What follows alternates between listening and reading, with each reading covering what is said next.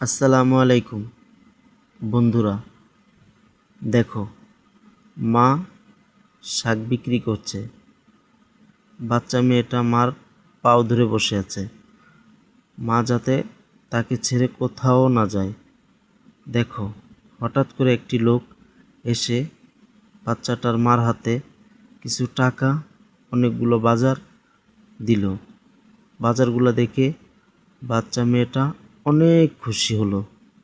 অন্তত এই বাচ্চা মেয়েটার জন্য তো একটা শেয়ার করাই যায়, তাই না?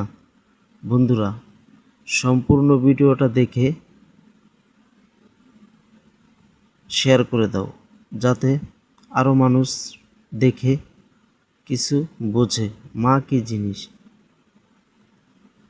মার মতন আপন কেউই হয় না পৃথিবীতে, মা তো মাই। এই বাচ্চাটার জন্য তো একটা শেয়ার করাই যায়, তার মার জন্য।